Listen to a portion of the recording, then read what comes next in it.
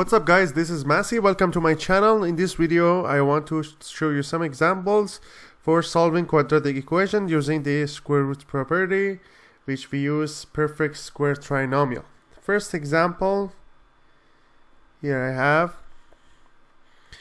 x squared minus 4x plus 4 equals to 7. So then the answer is, so this one we need to check that if it's perfect square trinomial. Negative 4 divided by 2 is negative 2, and negative 2 squared is 4. So here we have 4, we just need to compare these two.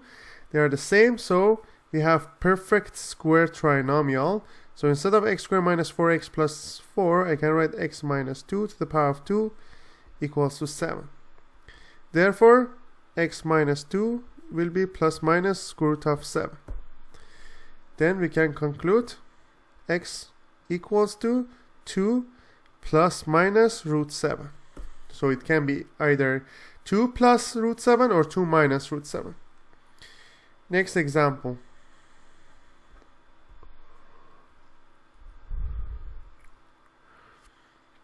We have y squared plus 8y plus 16 equals to 27. Answer is,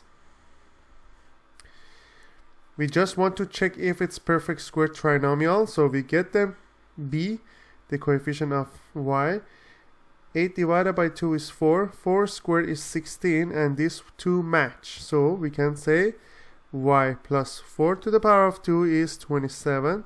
So we can say y plus 4 is root 27, which makes it y plus 4 is 3 root 3 plus minus 3 root 3.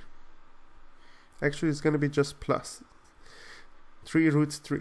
So y will be negative 4 plus 3 root 3.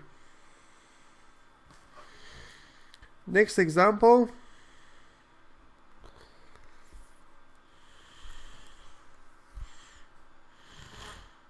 We have 9x squared plus 12x plus 4 equals to 16.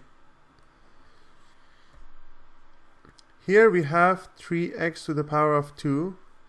This one has to be 2 times 3x times, that's 6x, so this one has to be 2. So the 2 to the power of 2 is 4. So this one is perfect square trinomial as well. So one more time, 9x squared is 3x to the power of 2. And here it has to be 2 times a times b, which is 2 times a times b. So 2, 3x, 2. So 2 to the power of 2 is 4. So we can write it as 3x plus 2 to the power of 2 is 16. So we can conclude 3x plus 2 is plus minus 4. So 3x plus 2 is 4. It means that 3x is 2. X will be 2 over 3. Or 3x plus 2 is negative 4. 3x will be negative 6. So x will be negative 6 over 3, which is negative 2. So we have two answers for this question. I hope you enjoyed this video. Please like this video if you find it useful. And please don't forget to subscribe to this channel. You can find out lots of videos regarding math topics and chemistry topics in different playlists. Thank you and have a great day.